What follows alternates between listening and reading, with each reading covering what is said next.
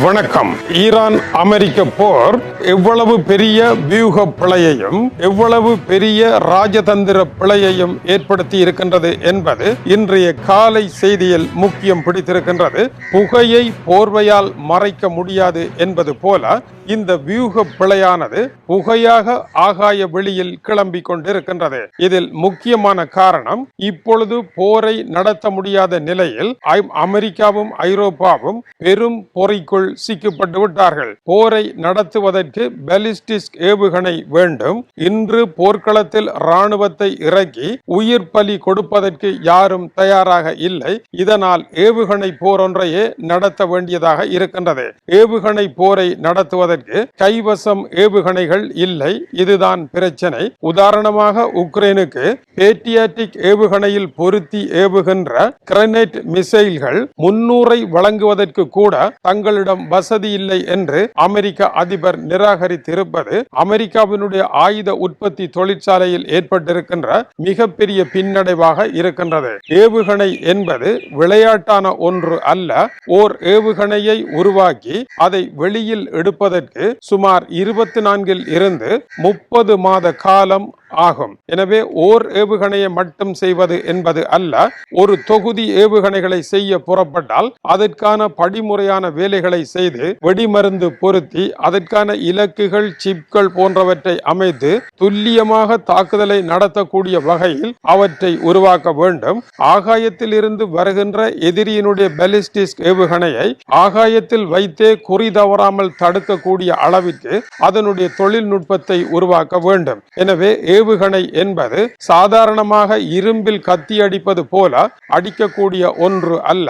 அது மிகப்பெரிய தொழில்நுட்பம். அமெரிக்காவை பொறுத்த வரையில் ஒரு வருடத்தில் 600 இருந்து 620 வரையான ஏவுகணைகளை மட்டுமே அமெரிக்காவினுடைய லாக்ஹீட் மார்டின் உற்பத்தி நிறுவனத்தினால் உற்பத்தி செய்ய முடியும். ஏறத்தாழ உலகளாவிய ரீதியில் உற்பத்தி ஆனது ஆயிரங்களுக்கு உள்ளேயே காணப்படுகின்றது.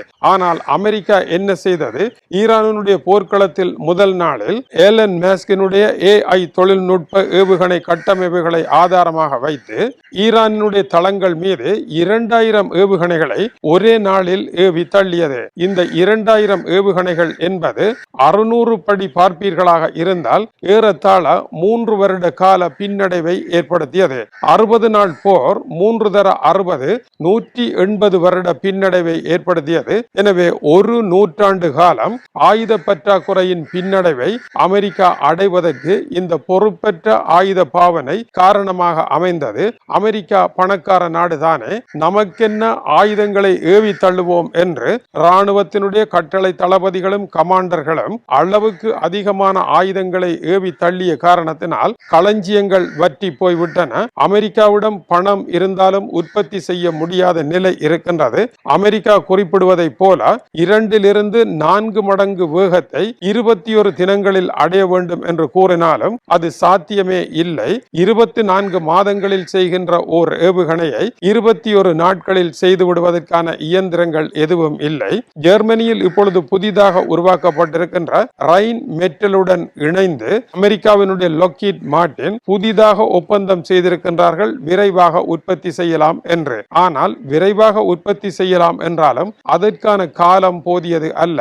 இது உலக ரீதியாக ஒரு பெரும் பிரச்சனையாக மாறி இருக்கின்றது. ஈரான் என்கின்ற தேசம் நிலப்பரப்பில் மிகவும் பெரியதாக இருக்கின்றது. அதை ஏவுகணையின் மூலமாக தோற்கடித்து விடுவதற்கு அதனுடைய முக்கியமான இலக்குகளை தாக்கி அளிக்கலாம் என்று அமெரிக்கா நினைத்தது. ஆனால் ஈரான் தன்னுடைய படைகளை நெல்லிக்காய் மூடை அவிழ்த்து விட்டது போல ஈரான் முழுவதிலும் பரவலாக்கம் செய்துவிட்டது. இதனால் ஏவுகணைகளினால் அழிக்க முடியாமல் போய் ஏவுகணைகளினுடைய கையிருப்பு வற்றிவிட்டது. ஜெர்மனியினுடைய படைத்துறை தளபதி கூறுகின்ற பொழுது, நாங்கள் எங்களையும் பாதுகாக்க வேண்டும். எனவே உக்ரைன் போன்ற நாடுகளுக்கு இனிமேல் ஏவுகணைகளை வழங்குவதற்கு முடியாது. எங்களுடைய கையிருப்புகள் முடிவடைந்து விட்டன என்று கூறுகின்றார்கள். ஏனென்றால் இவர்களுடைய கையிருப்புகள் முடியும் வரைதான் ரஷ்ய அதிபர் புட்டின் காத்து கொண்டிருக்கின்றார். இவர்களிடம் ஏவுகணை இல்லை என்றவுடன் அவர் மற்றைய நேட்டோ நாடுகளில் ஏதாவது ஒன்றின் மீது தன்னுடைய தாக்குதலை விரிவாக்கம் செய்வார். மேலும் தொடர்ந்து அவர் விரிவாக்கம் செய்வார். இப்பொழுது இப்பொழுது வடகொரியா பெருமளவிலான ஏவுகணைகளை செய்து கொண்டிருக்கின்றது. உக்ரைனிய போர்க்களத்திற்கு 120 ஏவுகணைகளுடன் 6 ஏவுகணை கட்டமைப்புகளுடன் வடகொரிய படைகள் வந்து கொண்டிருக்கின்றார்கள். எனவே ரஷ்யாவினுடைய தொழிற்சாலைகள் 24 மணி நேரமும் தொடர்ந்து வேலை செய்து கொண்டிருக்கின்ற காரணத்தினால் ஏவுகணை பற்றாக்குறை நிலையை சமாளிப்பதற்கு ரஷ்ய அதிபர் எடுத்த முயற்சிக்கு ஏற்ப ஐரோப்பிய தலைவர்கள் அதே முயற்சியை எடுக்காத காரணத்தினால் இப்பொழுது ஏவுகணை பற்றாக்குறை என்பது பலத்த நெருக்கடியாக மாறிவிட்டது. எப்படி போரை நடத்துவது? இப்போது இருக்கின்ற ஏவுகணைகளை வைத்து கடலில் புளியை கரைத்து கடலை புளிக்கத்தான் செய்துவிட முடியுமா? முடியவே முடியாது.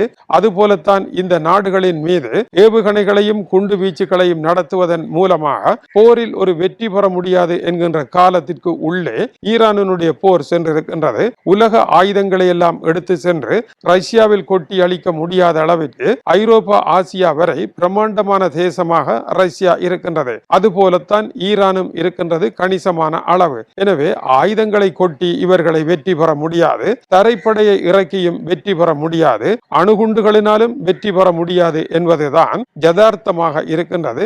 ஆகவேதான் வல்லரசுகள் என்பவை வல்லரசுகள் தானா என்பதை இந்த வற்றி போன ஆயுத பற்றாக்குறை கேள்வியாக எழுப்பியிருப்பது இன்றைய காலையின் அதிர்ச்சி செய்தியாக இருக்கின்றது. சிறிய நாடுகளாகிய காசா, லெபனான் போன்றவற்றையே குண்டு வீசி அழிக்க முடியவில்லை என்பதை இஸ்ரேல் பாடமாக கற்றுக்கொண்டு இப்பொழுது அந்த போர்களில் இஸ்ரேல் உறுதியான தெளிவான வெற்றி பெறாத காரணத்தினால் அமெரிக்காவையே பகைக்க வேண்டிய நிலையையும் ஆயுதங்களை கொட்டி விளையாடி விட்டீர்களே அல்லாமல் எதையும் செய்யவில்லை என்ற நிலைக்கு நீங்கள் வந்துவிட்டீர்கள் என்கின்ற விமர்சனமும் அமெரிக்கா இஸ்ரேலிடையே பெரும் பிரச்சனையாக மாறியிருக்கின்றது. இப்படியான ஒரு நிலையில் போரை தொடர முடியாது என்பதும் போரை சிறிய அளவிலான தாக்குதலாக வைத்துக் கொண்டிருப்பதுமே சரியானது.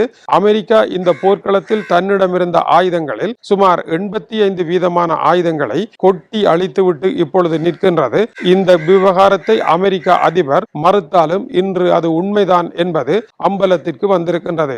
அமெரிக்கா எதிர்பாராத ஒரு சம்பவம் நடைபெற்று விட்டது. ஆகவே திறமையாக போர்க்கலையை வளர்த்தாலும் படையினருடைய ஆற்றலை பெருமளவில் வளர்த்தாலும் படைத்துறையானது அதிநவீனம் பெற்றாலும் AI தொழில்நுட்பம் இணைக்கப்பட்டாலும் கடல் படை, ஆகாயப்படை, தரைப்படை என்று பெரும் படைகளை உருவாக்கினாலும் ஆயுதங்களை உருவாக்குகின்ற தொழிற்சாலைகளும் அதுபோல அதிநவீனமயப்படுத்தப்பட்டாலும் வேகமான உற்பத்தி இல்லாமலே இருக்கின்றது. அந்த வேகமான உற்பத்தி இல்லாமல் உணவு பொருளை உற்பத்தி செய்கின்ற குசினி விறகு அடுப்பாக இருந்து மெதுவாக வேலை செய்ய பெருந்தொகையான மக்களை வைத்து எப்படித்தான் அந்த போர்க்களத்தை நடத்துவது என்றால் அதற்கு விடையில்லை. எல்லாவற்றையும் விட முக்கியமானது இன்றைய ஈரான் போர்க்களமானது இயற்கையுடன் போராட இன்றைய நவீன ஆயுதங்களினால் முடியாது என்பதாகும். ஹோர்முஸ் நீரிணையை கைப்பற்றவும் அதை ஆதாரமாக வைத்து ஈரான் நடத்திய போரும் ஈரானுடைய பெருநிலப்பரப்பை அழிக்க முடியாத அமெரிக்காவினுடைய நெருக்கடியும்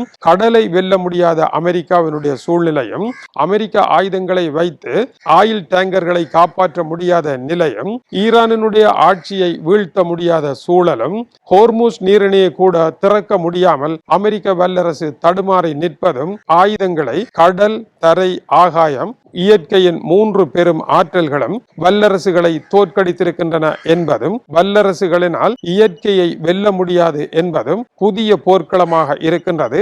எரிபொருள் இயற்கையினுடைய பிரச்சனையாகவே இருக்கின்றது. இவற்றையெல்லாம் பார்க்கின்ற பொழுது மனிதன் தன்னுடைய போர்க்களத்தில் மேலும் ஏதோ புதுமைகளை செய்யாவிட்டால் வல்லரசாக இருக்க முடியாது என்பதே இன்றைய ஆயுத பற்றாக்குறையினுடைய யதார்த்தமாக இருக்கின்றது. ஐரோப்பா, அமெரிக்கா உட்பட பல நாடுகள் புதிய போர் வந்தால் படைகள் இருந்தாலும் நாட்டை காப்பாற்ற ஏவுகணைகள் இல்லை என்று நடுக்கமான நிலையை அடைந்திருப்பது இன்றைய காலை செய்திகளில் மிக முக்கியமான ஒன்றாக இருக்கின்றது. வணக்கம் உறவுகளே. சுந்தோஸ் முகமது இம்தியாஸ் என்ற எனது யூடியூப் சேனலை சப்ஸ்கிரைப் செய்யுங்கள்.